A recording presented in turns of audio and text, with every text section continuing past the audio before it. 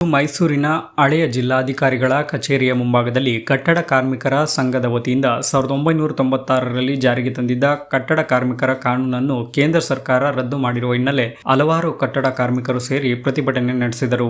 ಕೇಂದ್ರ ಸರ್ಕಾರದ ವಿರುದ್ಧ ಘೋಷಣೆಗಳನ್ನು ಕೂಗಿ ರದ್ದು ಮಾಡಿರುವ ಕಾನೂನನ್ನು ವಾಪಸ್ ತೆಗೆಯಬೇಕೆಂದು ಪ್ರತಿಭಟನಾಕಾರರು ಆಕ್ರೋಶ ವ್ಯಕ್ತಪಡಿಸಿದರು.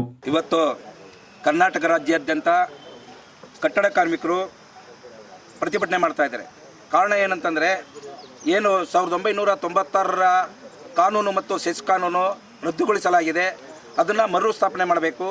ಏನು ಇವತ್ತು ಹೊಸ ತಂತ್ರಾಂಶ ಬಂದಂಥ ನಂತರ ನಕಲಿ ಕಾರ್ಡು ಮತ್ತು ಬೋಗಸ್ ಕಾರ್ಡ್ ನೆಪದಲ್ಲಿ ಖರೀದಿಗಳ ಮಾಡಲಿಕ್ಕೆ ಪ್ರಾರಂಭ ಮಾಡಿದ್ದಾರೆ, ಅದು ನಿಲ್ಲಬೇಕು.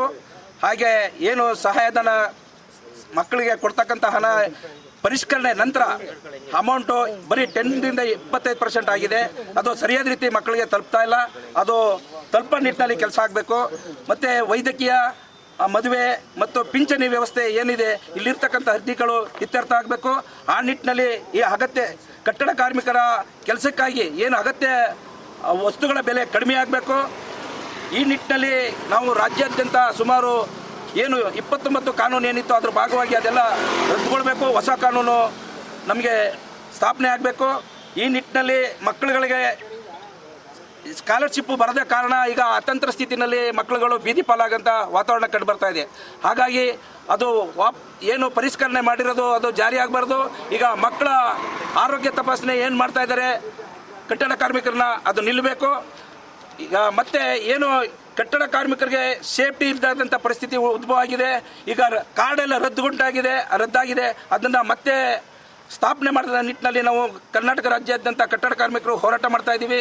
ಕಟ್ಟಡ ಕಾರ್ಮಿಕರ ಮಕ್ಕಳ ಭವಿಷ್ಯಕ್ಕಾಗಿ, ಕಟ್ಟಡ ಕಾರ್ಮಿಕರ ಕುಟುಂಬಕ್ಕಾಗಿ, ಸಾಮಾಜಿಕ ಸುರಕ್ಷತೆಗಾಗಿ ನಾವು ಈ ಹೋರಾಟ ಮಾಡ್ತಾ ಇದ್ದೀವಿ. ಹಾಗಾಗಿ ಅವರು ನಮ್ಮ ಬೇಡಿಕೆಗಳೇನಿದೆ ಆ ಬೇಡಿಕೆಗಳನ್ನ ಈಡೇರಿಸಬೇಕು.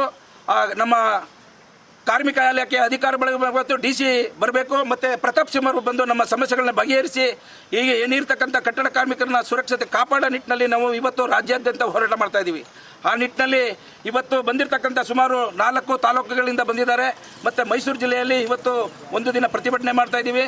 ಕಳೆದ 2023ರಲ್ಲಿ 3 ದಿನಗಳ ನಿರಂತರವಾಗಿ ಬೆಂಗಳೂರಿನಲ್ಲಿ ಹೋರಾಟ ಮಾಡಿ ಇವತ್ತು ಮೈಸೂರಿನಲ್ಲಿ ಅದೇ ಬೇಡಿಕೆಗಳು ಇಟ್ಕೊಂಡು ಇವತ್ತು ಕಾರ್ಯಕ್ರಮ ಮಾಡ್ತಾ ಇದ್ದೀವಿ. ಹಾಗಾಗಿ ಏನು ಇವತ್ತು ಕಲ್ಯಾಣ ಮಂಡಳಿಯಲ್ಲಿ ಪ್ರಜಾಸತ್ತಾತ್ಮಕ ವ್ಯವಸ್ಥೆಯಲ್ಲಿ ಕೆಲಸ ನಡೆಯಬೇಕು. ಅಲ್ಲಿ ಭ್ರಷ್ಟಾಚಾರ ನಡೀತಾ ಇದೆ. ಏನು ಕಿಟ್ಗಳ ಖರೀದಿ ಆಗಿರ್ಬೋದು, ಮತ್ತು ತನಿಖೆ ಮಾಡಿಸ್ಬೇಕು, ಭ್ರಷ್ಟಾಚಾರ ಆಗಿರೋದೆಲ್ಲ ತನಿಖೆ ಮಾಡಬೇಕು. ಈ ನಿಟ್ಟಿನಲ್ಲಿ ನಾವು ಹೋರಾಟ ಮಾಡ್ತಾ ಇದ್ದೀವಿ.